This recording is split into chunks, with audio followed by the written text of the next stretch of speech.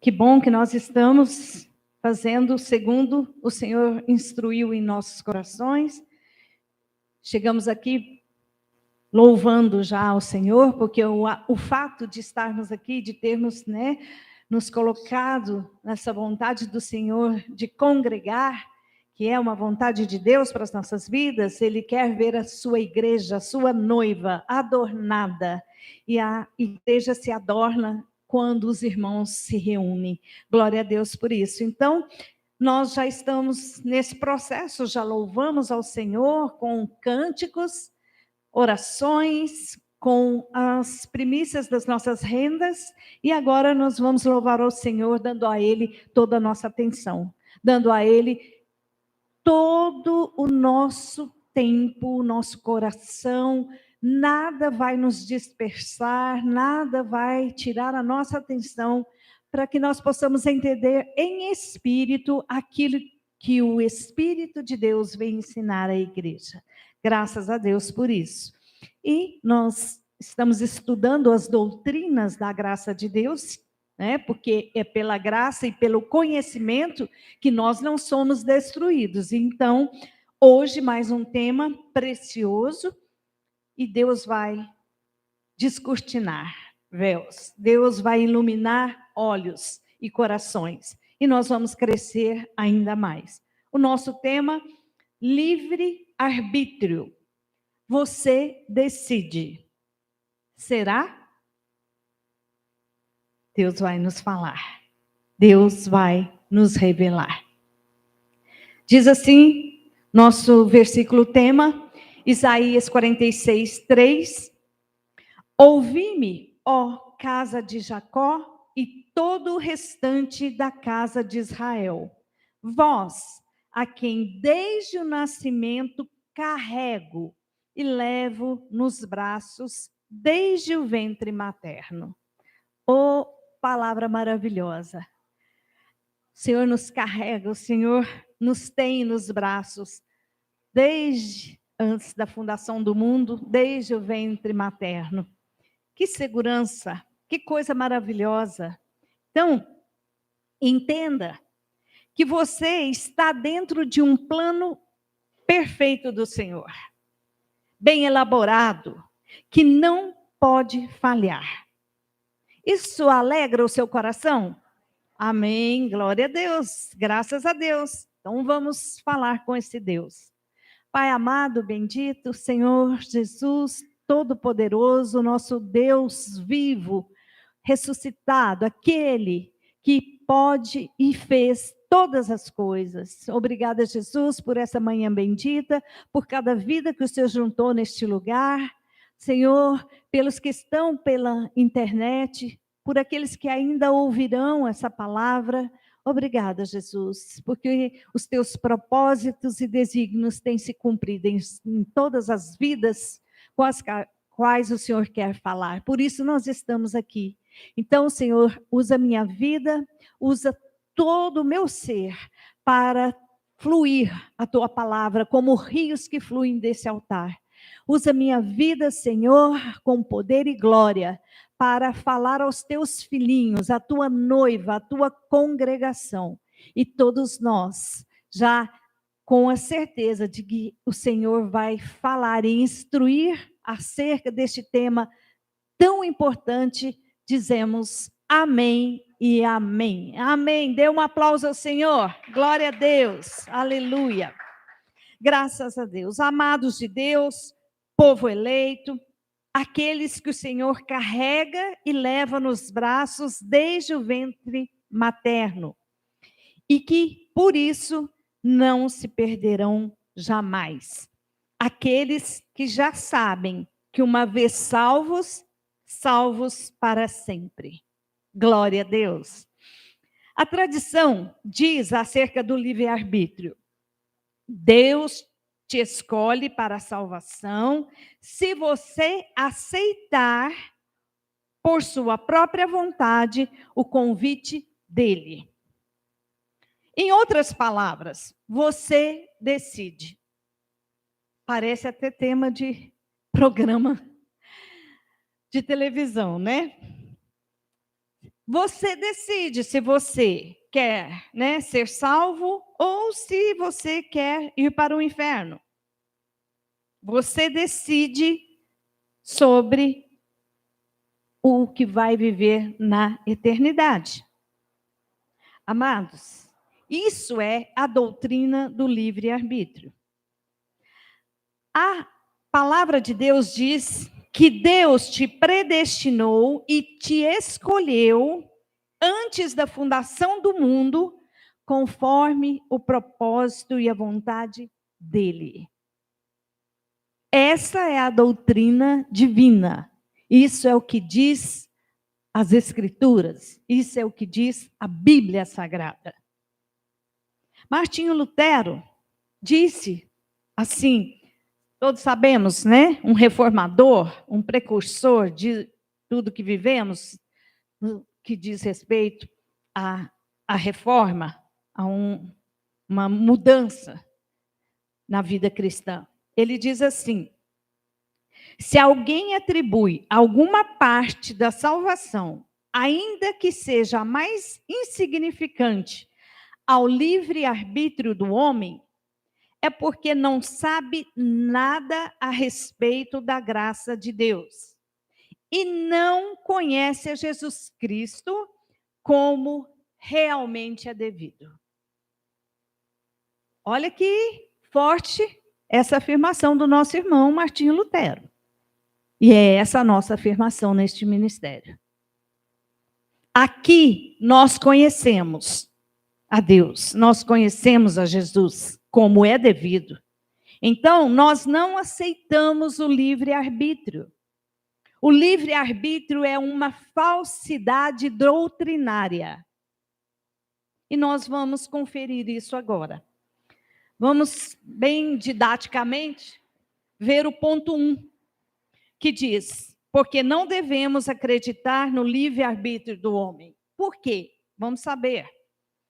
Igreja, aqui nós temos um ponto de atenção. Não existe, eu quero fazer aqui um parênteses, na Bíblia Sagrada não existe a expressão livre-arbítrio. Não tem livre-arbítrio na Bíblia Sagrada. Você pode pegar a Bíblia, pode de capa a capa, não existe essa expressão. Existe a palavra arbítrio, um contexto acerca de julgamento, de juízo, uma passagem, mas livre-arbítrio do homem não existe na Bíblia Sagrada.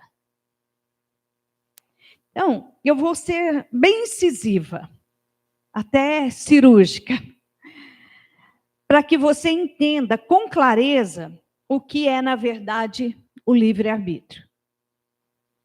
Presta atenção.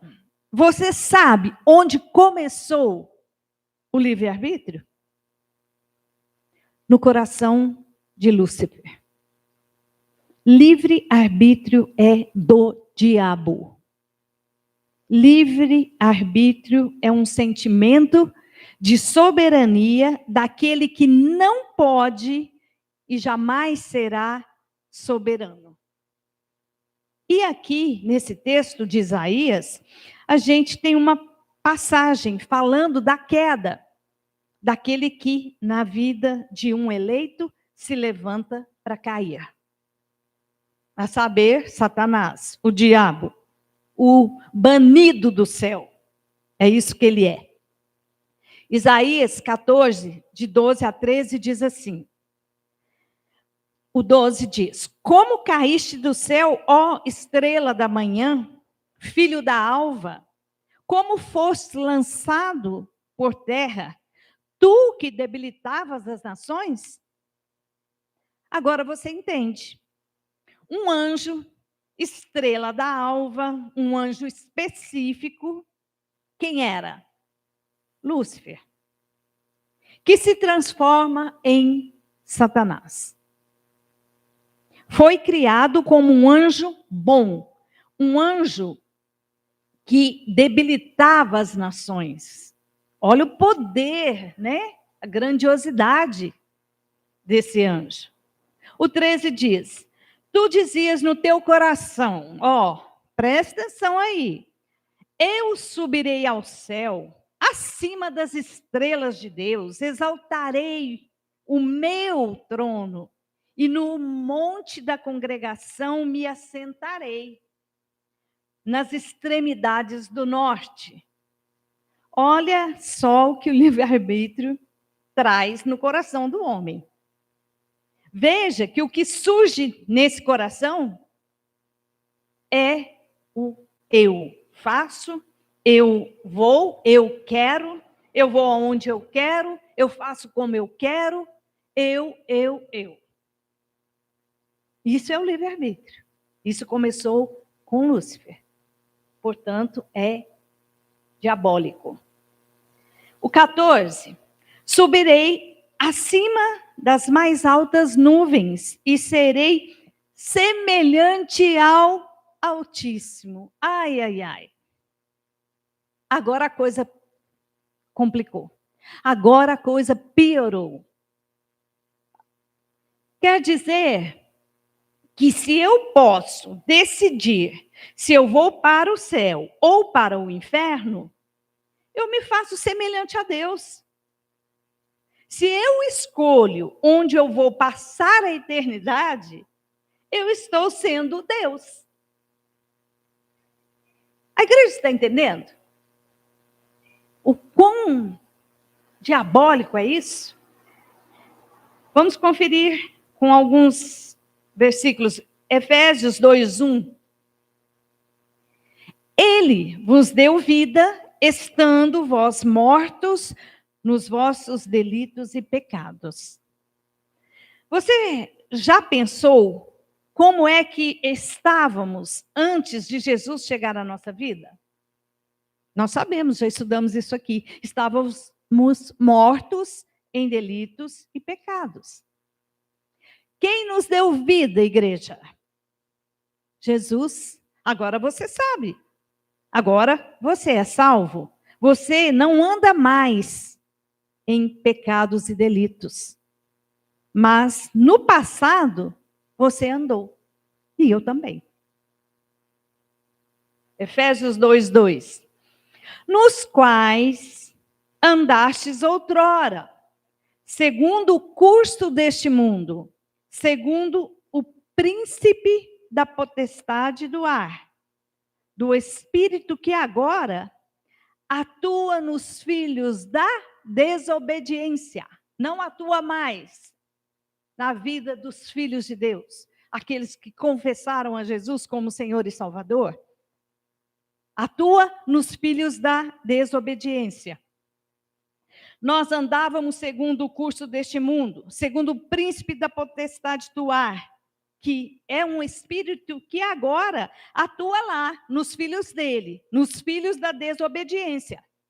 Ele atua na vida dos destinados para a perdição. Outrora, ele atuou na nossa vida, sim. Não atua mais. Agora, ele atua na vida dos filhos da desobediência.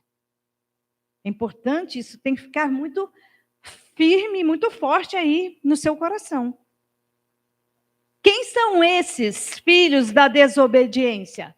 Os filhos dele. Aqueles que fazem a vontade dele. Então, existem filhos que não são de Deus. São filhos do diabo. Filhos do diabo. Que fazem a vontade dele. É nesses que ele atua. Não mais em nós. Não mais nos filhos, de Deus. Os eleitos. Efésios 2:3. Diz também, entre os quais também todos nós andamos outrora, segundo as inclinações da nossa carne, fazendo a vontade da carne e dos pensamentos. E éramos, por natureza, filhos da ira, como também os demais. Essa era a nossa vida, filhos da ira, fazendo a vontade desse mundo. Então, temos que nos atentar de que Estão entre os filhos da desobediência aqueles que ainda não tiveram um encontro com Jesus, com Cristo. Porém, são para aqueles que ainda não tiveram esse encontro, para receberem a salvação. Então, entre os filhos da desobediência, tem os filhos de Deus. Estamos ali, estamos todos convivendo juntos, até que o Senhor vem e manifesta o dia da salvação em nossas vidas. Aí tudo muda, tudo mudou, graças a Deus. Então, amados, devemos dar sempre graças a Deus, porque agora nós não andamos mais segundo o curso deste mundo. Glória a Deus por isso. Não andamos mais fazendo a vontade do príncipe da potestade do ar, segundo as inclinações da nossa carne. Devemos ser gratos a Deus, porque agora a natureza divina foi imputada em nós. Então, a natureza humana, ímpia, já não tem mais domínio sobre a minha e a sua vida. Glória a Deus. Nós, sem Cristo, estávamos mortos. Agora, você vai entender algo muito profundo. Preste bastante atenção. O Senhor criou o Espírito. Revestiu esse Espírito de carne. Soprou e o homem passou a ser alma vivente. Vamos voltar lá no ventre materno. Calma, fique tranquilo, não é regressão. Nós vamos voltar lá e ver o que acontece. Veja, um filho de Deus é concebido, né? O Espírito vem. É revestido de carne, esse Espírito, e ali tem uma alma vivente. O que acontece quando a carne reveste esse Espírito? O Espírito morre.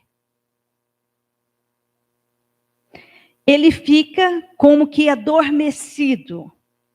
E esse ser que está ali, aquele bebezinho lindo, fofinho, cheirosinho, que dá vontade até da gente apertar, ele é uma alma vivente com um espírito morto. Por isso, estávamos mortos em delitos e pecados. Nós vivíamos como almas viventes, como qualquer ímpio. Nós precisávamos de alguém que pudesse dar vida ao nosso espírito, que foi criado por Ele.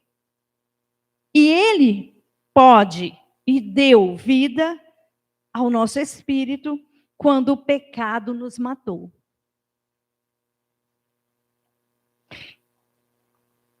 Agora, eu te pergunto, o morto escolhe alguma coisa? Coisa nenhuma. O morto não escolhe nem a própria roupa com a qual ele vai ser enterrado. Igreja, o morto não tem escolha. Lógico que não. Pense aí comigo, como é que nós, espiritualmente mortos, poderíamos escolher vida eterna ou inferno? Por isso é que nós seguíamos o curso deste mundo, nós fazíamos a vontade desse mundo, a vontade do diabo. Por quê? Porque alguém dirigia a nossa vida. Quem? O imperador desse século. O diabo, Satanás. Nós éramos dirigidos por ele. Nós éramos almas viventes com um espírito morto. Para pensar. Que livre-arbítrio tem um morto? Nenhum. Acabou. Está morto. O homem não tem livre-arbítrio. O homem tem livre-arbítrio para escolher o que ele quer comer, o que ele quer vestir, o que ele vai comprar, qual time ele vai torcer. E ainda assim, ele faz escolhas erradas. Com todo respeito aos palmeirenses. Mas, agora você acha que esse Deus maravilhoso, perfeito, colocaria a eternidade na sua e na minha mão para nós escolhermos? Jamais. Nunca. Romanos 9:18. Logo, tem ele misericórdia de quem quer e também endurece a quem lhe apraz. Então, quem é que inclina coração? É Deus. Deus é que inclinou o nosso coração, porque era desígnio dele, era vontade dele. E no dia do poder de Deus para a manifestação de salvação em nossas vidas, ele agiu soberanamente. Nós não escolhemos nada, nós não decidimos nada. Não existe livre-arbítrio. Isso é uma doutrina satânica. Isso é uma doutrina totalmente herética. Não existe. É heresia. Vamos ver o ponto 2. Deus é quem busca e chama o homem, e não o homem a Deus. Amado de Deus, amada, você precisa entender de uma vez por todas que Deus é quem busca e chama o homem, e não o homem a Deus. Vamos ver isso. Olha a condição do homem sem Cristo. Romanos 3:10. Como está escrito: não há justo, nenhum sequer. Se não há justo, não há como buscar o justo. Não há como querer a justiça. Não há como querer a salvação. O 11 diz assim: não há quem entenda, não há quem busque a Deus. Quem não tem Jesus não entende nada, amados, do que nós estamos falando aqui. Não entende absolutamente nada.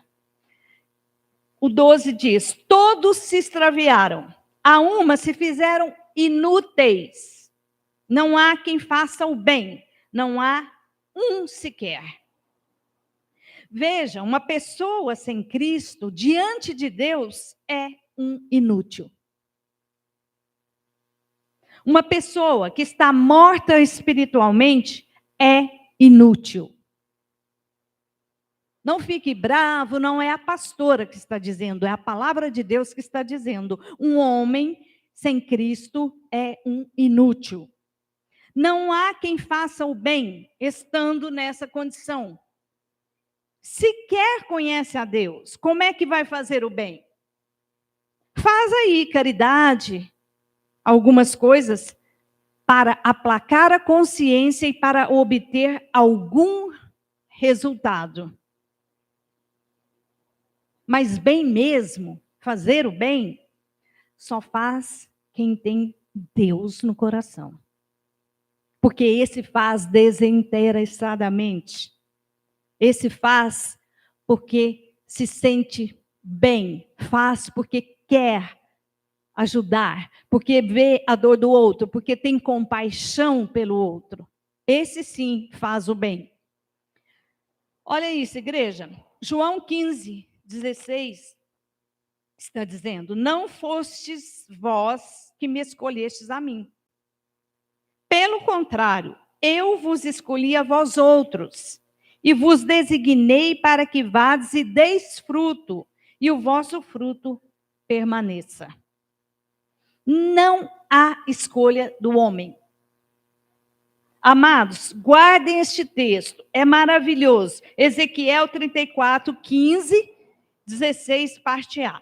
O 15 diz: eu mesmo apacentarei as minhas ovelhas e as farei repousar, diz o Senhor Deus. Amados, é o Senhor Deus quem está falando. Ele está dizendo que ele mesmo apacenta as suas ovelhas. Glória a Deus, porque nós estamos aqui sendo apacentados por Deus. Você, internauta, que está aí nos acompanhando nessa transmissão, e você que ainda vai ouvir em outro momento, você está sendo apacentado por Deus. É Deus quem está falando. Glória a Deus. Amados, o 16 parte A diz assim: a perdida buscarei. Nos buscou, né? Glória a Deus por isso. A desgarrada tornarei a trazer. Tem uns que, né, se desgarra, perde ali, sai de fininho do rebanho, mas ele torna a trazer. Glória a Deus. A quebrada ligarei. Nós chegamos quebrados. Essa que é a verdade. Ele nos ligou, juntou tudo, né? Como faz com um vaso quebrado. Desmancha tudo e faz um vaso novo. E a enferma fortalecerei. Estamos aqui fortes, cada vez mais fortes. Porque quem nos fortalece é o Senhor. Porque nós tudo podemos naquele que nos fortalece. Quem é que nos fortalece? O Senhor. Jesus Cristo, o nosso bom pastor. O próprio Deus que nos apacenta. Somos rebanho de Cristo. Isso é maravilhoso. Isso é tremendo. Lucas, não, tem mais aqui. Nós vimos então que ele busca, a desgarrada ele traz de volta, a quebrada ele liga, a enferma ele fortalece. A gente acaba sendo tudo isso aqui, né? Estávamos perdidos, depois, em algum tempo, até nos desgarramos, quebrados, machucados, enfermos, mas ele faz a obra completa. E nós estamos falando aqui de ovelha. É ovelha. Ovelha é uma tipificação do eleito de Deus, do predestinado. A ovelha perdida, o que é uma ovelha perdida? São almas viventes com um espírito morto. Estão perdidas. Como estávamos. Não foi ainda achada por Jesus, mas é ovelha. É eleito, é predestinado. Vai vir. Jesus ainda não buscou. Não foi salva ainda.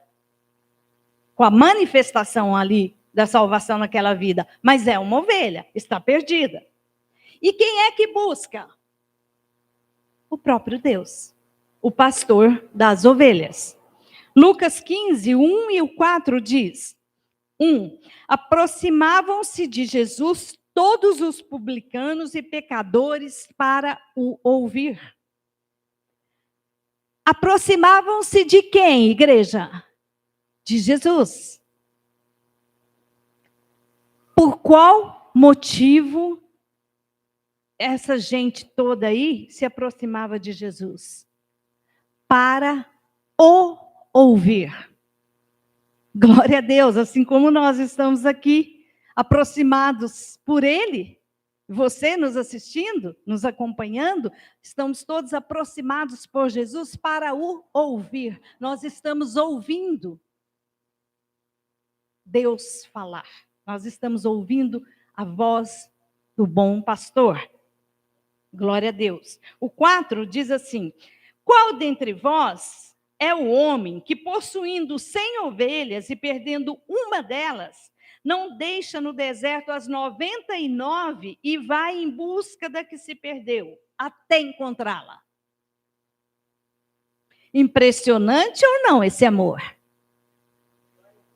Infinito e ousado. Aleluia. Quem é que vai buscar a ovelha perdida, amados? Quem aqui era a ovelha perdida? Oh, aleluia! Eu. Quem foi te buscar? Jesus. Glória a Deus, o nosso bom pastor. E ele fala que a desgarrada tornarei a trazer. Então, olha aí, a esperança, tá? Para todos aqui. A desgarrada, ele vai tornar a trazer. Sabe, ali está desgarrada, está aí meia envolvida com o mundo, meio... Pode ficar seguro e tranquilo, porque ele vai tornar a trazer. Se é ovelha, o Senhor busca, o Senhor torna a trazer. Não tem decisão nenhuma de homem aqui. Não tem livre-arbítrio. A quebrada, machucou, feriu, tadinho, ele vai consertar. Fez comigo, fez com você. Vai fazer com todas as ovelhas que chegarem quebradas.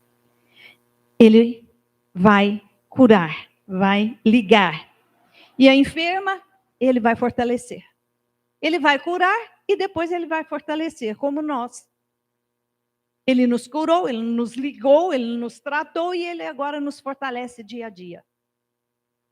Glória a Deus por isso. Graças a Deus. É um plano perfeito. O Senhor sabe todas as coisas e é Ele quem decide. Aliás, Ele não decide, Ele já decidiu lá atrás.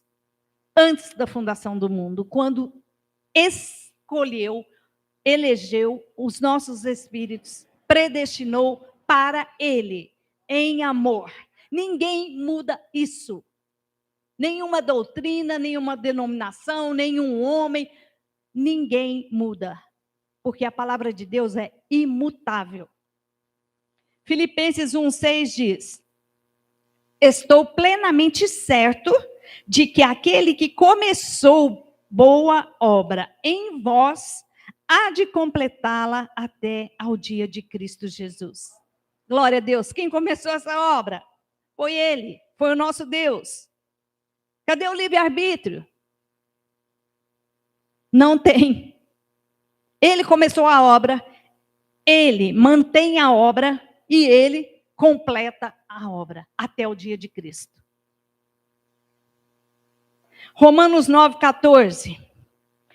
Que diremos, pois? Há injustiça da parte de Deus? De modo nenhum. Paulo responde já no mesmo versículo, que é para não restar nenhuma dúvida. De modo nenhum. Tem injustiça Deus em escolher uns para a salvação e destinar outros para a perdição? Agora, aqui vem uma explicação interessante. Você vai nesses chats, nesses fóruns de debates aí, tem os calvinistas, os arminianistas, enfim, é uma loucura. São discussões, arminianos, são discussões, são debates longos, cansativos, e eles quase se pegam mesmo. Sabe, eles ficam ali, você pensa até que é debate político. Quando você lê os comentários, né, dessa gente, cada um mais ignorante que o outro, de um modo geral. Lógico que tem pessoas que sabem o que estão falando. Porque ali a pessoa diz, como é que Deus é amor e Ele vai mandar alguns filhos para o inferno? Oh, presta atenção. Eu disse que sem a revelação da eleição e predestinação, fica difícil de entender. Olha agora. Filho de Deus não vai para o inferno.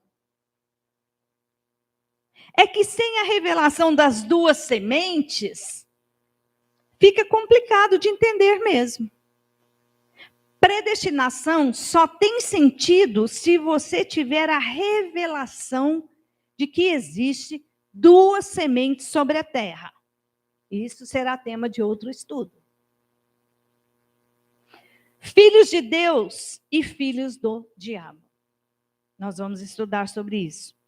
Filhos de Deus, a Bíblia Sagrada diz que nenhum se perderá. Nenhum. Quantos são, igreja? Nenhum, ninguém. Ele deu a vida pelas suas ovelhas. Ele larga as 99 e vai buscar a perdida. Nenhuma ovelha se perderá. Falamos acerca desse tema no culto passado, a salvação eterna do cristão. E se você não assistiu, eu te aconselho a acessar lá no nosso canal do YouTube, Cristo Vive Uberlândia. Você terá esse e muitos outros estudos, conteúdos disponíveis. E certamente isso será de grande valia para o seu crescimento espiritual. Então, não deixe de acessar.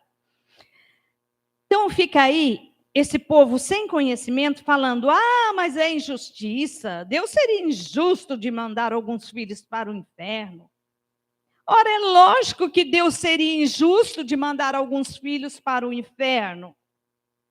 Só que não é filho de Deus que vai para o inferno.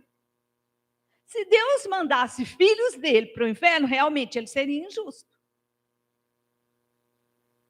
Só que não é filho de Deus que vai para o inferno. Então não há injustiça nenhuma, de modo nenhum há injustiça.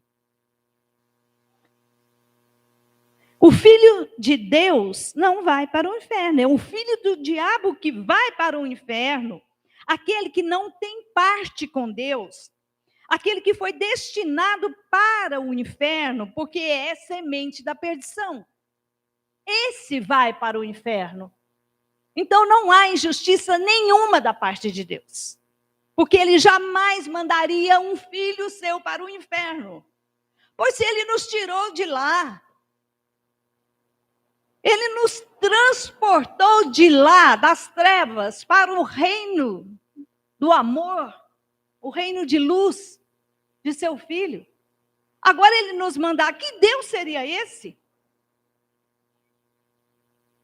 Seria um Deus louco, descontrolado, desequilibrado? Não, ele é o Deus que tem total soberania sobre a vida dos seus filhos, dos seus eleitos. Ele não tem compromisso com os filhos da perdição, os filhos do diabo. Esses vão sim para o inferno. Agora, um eleito, predestinado, antes da fundação do mundo ali, já determinado para ser de Deus, jamais. Porque Deus não é homem para mentir, nem filho de homem para se arrepender. E aquilo que ele proferiu nos seus lábios acerca dos seus filhos, jamais poderá ser mudado. A vontade dele, a palavra dele, sempre vai prevalecer até o final dos tempos, até depois do fim. Isso é segurança, glória a Deus. E acerca dessas coisas, né, da gente ficar assim, mas será que é injustiça? Meu Deus, tal. É o nosso trapo de imundícia, a nossa carne, querendo fazer justiça, querendo ser justo. Veja Romanos 15. Pois ele diz a Moisés, terei misericórdia de quem me aprouver ter misericórdia, e compadecer-me-ei de quem me aprouver ter compaixão. Por que Paulo cita Moisés aqui? Vamos entender isso. Porque Moisés, no seu senso de justiça humana, que é o que nós temos muito, né? Quando as pragas do Egito começaram, e ele era o porta-voz dessas pragas do Egito, Moisés ficou condoído. E ele questionava. Vamos até dizer que Moisés murmurava. Graças a Deus, nós tivemos uma série maravilhosa na nossa série sobre murmuração, aqui ninguém fica mais murmurando. Né? Então, Moisés ficou ali com dozinha, com peninha, condoído, e ele questionava, mas isso, e agora, meu Deus, a água vai virar sangue? Ai, meu Deus, vai vir uma nuvem de gafanhoto, e os primogênitos vão morrer. Amados, presta atenção, os primogênitos de quem que iriam morrer? Dos egípcios. As pragas eram para os egípcios. Egípcios tipificam os filhos do diabo. Deus respondeu aos questionamentos de Moisés, dizendo: pois eu terei misericórdia de quem me aprouver ter misericórdia. Ele tem misericórdia dos seus filhos. E ele se compadece de quem lhe aprouve ter compaixão, os seus filhos. E ele diz mais, veja em Romanos 9,16. Assim, pois, não depende de quem quer ou de quem corre, mas de usar Deus a sua misericórdia. A igreja está entendendo o que Deus está trazendo de revelação para as nossas vidas? Deus já teve misericórdia do seu povo, amados. Ele já usou de misericórdia na salvação. Ele teve tanta misericórdia que ele teve compaixão e ele foi para uma cruz no meu e no seu lugar. Então ele tem misericórdia de quem aprove a ele ter misericórdia. Ele foi para aquela cruz pelos seus filhos, os seus eleitos, os seus predestinados. Saiba, Jesus não morreu por toda a humanidade. Ele morreu pelos seus filhos. Então, isso aqui está muito claro. Ele já teve misericórdia. Ele já usou de misericórdia com os filhos, nos salvando. Ponto 3. O incrédulo não pode buscar a Deus porque está morto espiritualmente. Nós já vimos isso bastante no culto passado, agora também, mas isso é importante para costurar tudo aí. Nós vamos costurar esses versículos. Efésios 2:1. Ele vos deu vida, estando vós mortos em vossos delitos e pecados. 2. Nos quais andastes outrora, segundo o curso deste mundo, segundo o príncipe da potestade do ar, do espírito que agora atua nos filhos da desobediência. Efésios 2:3. Entre os quais também todos nós andávamos outrora, segundo as inclinações da nossa carne, fazendo a vontade da carne e dos pensamentos, e éramos, por natureza, filhos da ira, como também os demais. O 4 diz, mas Deus, sendo rico em misericórdia, por causa do grande amor com que nos amou, e estando nós mortos em nossos delitos, nos deu vida juntamente com Cristo. Pela graça sois salvos. E o 5 diz, e o 8 diz, porque pela graça sois salvos, mediante a fé. E isso não vem de vós, é dom de Deus. A misericórdia de Deus é tão grande conosco que Ele nos deu o dom da fé para que nós pudéssemos crer e receber a salvação que vem dele, que já estava determinada lá atrás, antes da fundação do mundo. Olha que Deus maravilhoso, que grande, grande arquiteto, que construiu tudo, fez tudo, determinou tudo. Deus não está fazendo nada novo agora, Deus está fazendo se cumprir, se manifestar aquilo tudo que ele já fez lá atrás e já determinou a nosso respeito. Glória a Deus. Paulo disse em 1 Coríntios 2,14, ora, o homem natural não aceita as coisas do Espírito de Deus, porque lhes são loucura, e não pode entendê-las, porque elas se discernem espiritualmente. Irmãos amados, só é possível entender as coisas de Deus pelo Espírito. Se o espírito está morto, esse homem ainda é um homem natural. Você pode falar, e a pessoa fala, bonito, bonita essa palavra, bacana, mas, sabe, é que tudo leva a Deus. Blá, blá, blá, blá, blá, aquelas coisas todas que a gente sempre ouve. Isso é o homem natural. Ele não aceita as coisas do Espírito de Deus. Isso é loucura para ele. Isso, tudo que nós estamos falando, é loucura para o homem natural. Se alguém não está entendendo, é porque ainda é homem natural. Ainda é alma vivente. Se é filho de Deus e não está entendendo, falta o novo nascimento. Ainda não teve um encontro com Cristo. Portanto, o espírito está morto. Sendo assim, não podem entender, porque as coisas espirituais se discernem espiritualmente. A igreja está entendendo. Amém? Então, precisa ter um espírito vivificado para entender isso aqui que Deus está trazendo. Se você está entendendo, é porque você é salvo. Dê glória a Deus. Aleluia. Se você está entendendo, é porque o seu espírito já foi vivificado. Portanto, você já teve um encontro com Cristo. Isso é a manifestação da salvação. É o dia do poder de Deus para a salvação na vida de um filho, de um eleito. Ponto 4. Só confessam a Jesus os que foram atraídos por ele. Você já sabe sobre predestinação. Agora você vai ver como isso acontece. Como é que se chega a Jesus?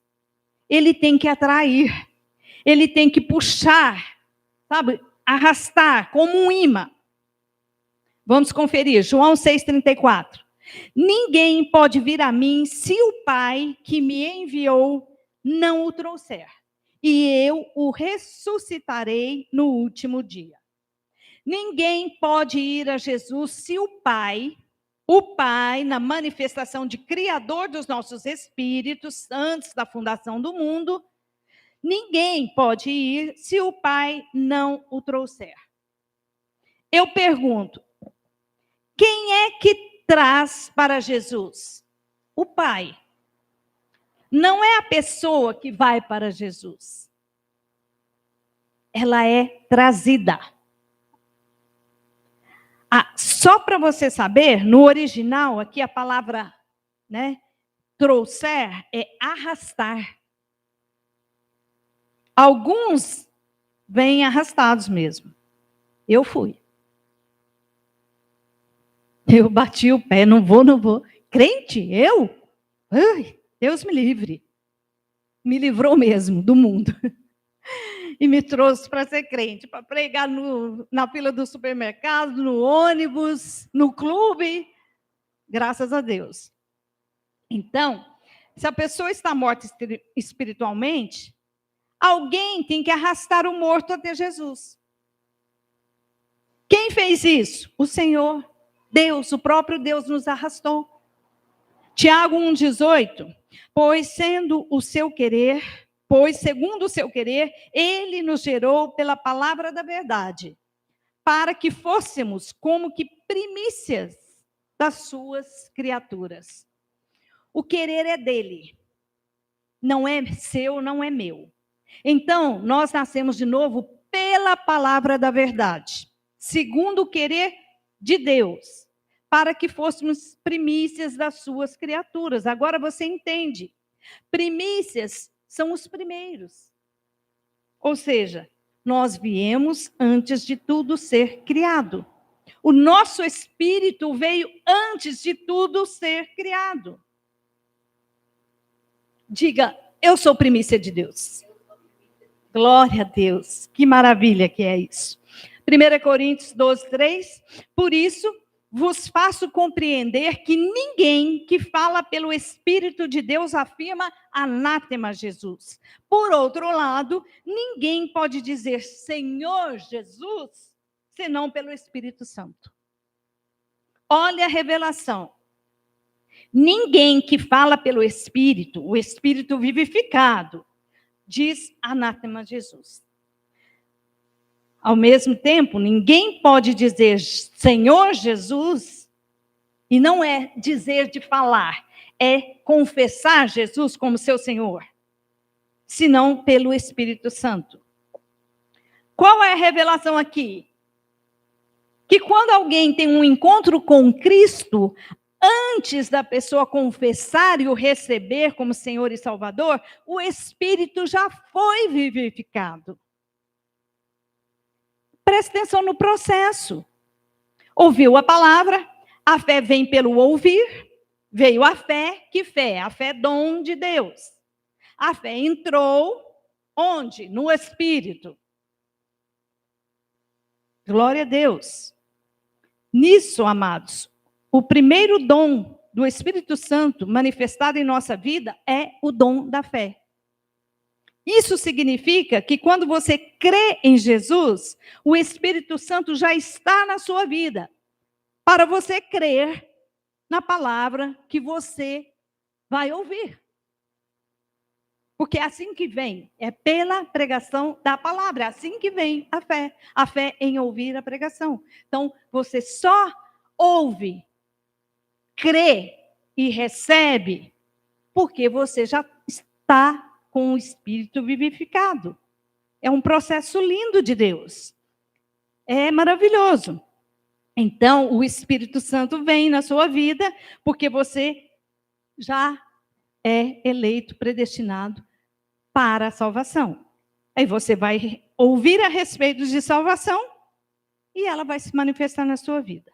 Entenda, o Espírito Santo já está na vida daquele que confessa Jesus. É instantâneo, é imediato. E isso se chama salvação eterna. Isso se chama batismo do Espírito Santo. E os crentes estão por aí desesperados, fazendo e acontecendo, para falar em línguas, esperando viver experiências de fogo. É fogo na cabeça, é fogo, é fumaça, sei lá o que é. Queima, Jesus, queima. Amados, o selo do Espírito Santo se dá na hora da salvação. Até porque, sem o Espírito, ninguém pode dizer que Jesus Cristo é Senhor. Esse é o verdadeiro batismo no Espírito Santo. Se você depois vai falar em línguas, orar em línguas, isso é outra. Faz parte do processo. Você vai falar e isso vai acontecer se aprouver a Deus para um fim proveitoso, tanto para você como para o corpo. O batismo no Espírito Santo, que também será um motivo de outro tema, outro estudo, ele é imediato no momento em que você recebe o Senhor Jesus como seu Senhor e Salvador. Está tudo ligado. Não tem um processo para falar em línguas, não tem um processo para orar, não existe isso. E também batismo nas águas. É totalmente desnecessário. Nós vamos estudar também sobre isso. Porque Deus faz tudo com perfeição. Então, Ele vai costurar tudo isso, todas essas informações na nossa mente, no nosso coração, para que a gente tenha paz. Então, fique tranquilo. Está tudo bem. Então, o selo do Espírito Santo, o batismo do Espírito Santo se dá na hora em que você é salvo. No momento em que você recebe e confessa o Senhor Jesus como seu Senhor e Salvador. Pronto, está dito. Lucas 10, 22. Tudo me foi entregue por meu Pai. Ninguém sabe quem é o Filho, senão o Pai. E também ninguém sabe quem é o Pai, senão o Filho. E aquele a quem o Filho quiser revelar. Só conhece a Deus quem Jesus quiser revelar. E Jesus só revela para quem foi predestinado, para quem é filho. Quem conhece a Deus hoje, aqui nesse lugar? Amém. Glória a Deus. Graças a Deus. Quem te revelou? Jesus. Yes. Glória a Deus. Salmo 65, 4. E encerramos. Bem-aventurado aquele a quem escolhes e aproximas de ti, para que assista nos teus átrios. Ficaremos satisfeitos com a bondade de tua casa, ó, o teu santo templo. Glória a Deus. Você está satisfeito? Amém. É para ter encontro na casa de Deus, nos átrios do Senhor. Quem é de Jesus tem paz e gosta de estar no templo. Quem foge do templo não tem nada a ver com Jesus, amados. Mas eu estou assistindo pela internet. Sim, mas você está fugindo do templo? Não tem nada a ver com Jesus. Vamos deixar as coisas claras. Eu tenho prazer em estar aqui. Você tem prazer em estar aqui. Somos bem-aventurados, eu e você, e todos aqueles a quem Deus escolhe e aproxima. Ele não aproxima você da casa, do templo divino, santo dele, para depois você se afastar. É maravilhoso a internet? Sim. Quando não temos o recurso, quando não temos a igreja local. Agora saiba, você que tem a igreja local, onde você se alimenta da palavra, e a igreja está aberta, com cultos presenciais, e você não vem à casa de Deus, não tem nada a ver com Jesus. Nós somos bem-aventurados, por isso nós estamos aqui. Deus nos escolheu e nos aproximou. Ele nos aproximou. Tem gente que ele escolheu, ele aproximou, mas a pessoa não quer. Não, eu não quero aproximação. Eu quero ficar na minha casa, sentada, assistindo, não tem que ver ninguém, não tem que falar com ninguém. Você está em pecado. Oh, Senhor, fala, Jesus. Então, por isso é que nós ficamos satisfeitos com a bondade de Deus. Nós ficamos satisfeitos com essa bondade do Senhor. Da tua casa, ó Senhor, o teu santo templo. Estamos felizes e nos alegramos em saber que temos um refúgio, temos um lugar onde nos encontrar. Nos átrios do Senhor, a igreja bendita do Senhor. Glória a Deus, porque nós estamos aqui. Que bom que nós estamos aqui.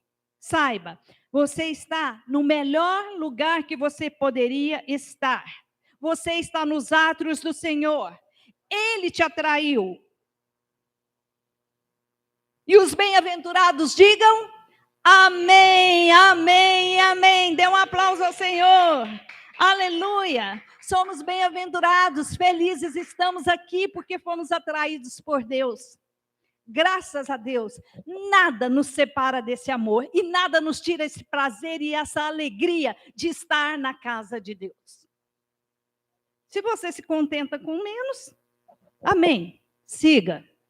Mas nós fazemos questão, porque nós sentimos paz e refúgio neste lugar. Amém? Feche seus olhos. Pai amado, Pai bendito, Deus Todo-Poderoso, Criador dos nossos espíritos.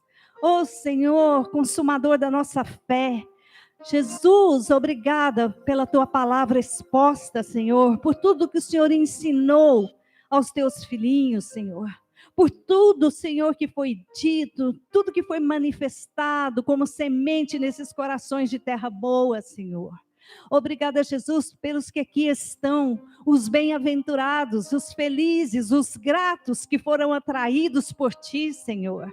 Graças a Deus por aqueles que estão ouvindo essa mensagem através da internet e os que ouvirão ainda, Senhor. Mas que esses sejam também tocados pelo Teu Espírito para estar na Tua casa, para estar nos átrios do Senhor.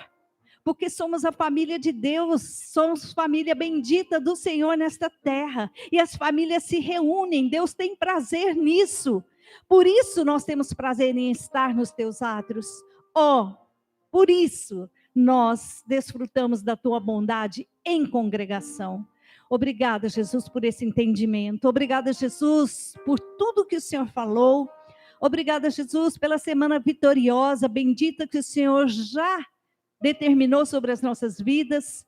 Nós cremos, Senhor Deus, que grandes coisas e feitos, Senhor, hão de se manifestar durante essa semana, durante esses dias, pelo conhecimento, porque é pelo conhecimento que nós conquistamos, que nós avançamos, e nós temos crescido, nós temos avançado em conhecimento e graça neste lugar, Senhor. Obrigado pela Igreja Cristo Vive Uberlândia. Oh, Jesus, Jesus, que diremos, pois, acerca dessas coisas? Te somos gratos, porque temos um lugar de descanso. Há um lugar de descanso. Temos um lugar de refúgio. Nós estávamos perdidos, como aquelas 100 ovelhas.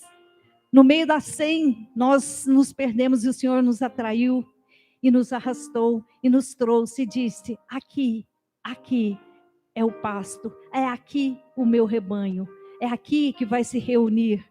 E Ele trouxe aquela que estava perdida, eu e você, e daqui só para o céu, daqui só para o reino.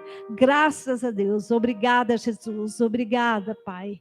Nós te louvamos, te bendizemos, para a tua glória, para a tua honra, assim é. Amém. Toda a igreja diga amém e dê um aplauso ao Senhor. Aleluia, glória a Deus, graças a Deus. Pastor, vem dar a bênção final. Nós teremos depois um louvor, né? Você fica em paz, fica à vontade, se você puder participar. Se não, está tudo bem, está tudo certo. Glória a Deus. Senhor Jesus, graças nós te damos, porque o Senhor nos trouxe aqui hoje para aprendermos mais de Ti, para nos revelar a verdade. Pai, nós te somos gratos, Senhor Jesus, e que as doces consolações do Teu Espírito Santo, esse Teu amor maravilhoso que excede todo o entendimento, vai guardar os corações e vai nos manter firmes, alicerçados no Senhor Jesus, a nossa rocha. E tenham todos uma semana perfeita e uma semana de vitórias, porque o Senhor está no controle, Ele está no comando, e nós já estamos colocando com o nosso culto, nós estamos colocando no altar o alimento, para que haja provisão. Então, que tenham todos uma semana perfeita, vá em paz, vá feliz. Obrigado você, internauta, que nos assistiu, dê o seu like, se inscreva no nosso canal e nos acompanhe, porque nós temos muito mais da parte de Deus para a sua vida. Fique em paz.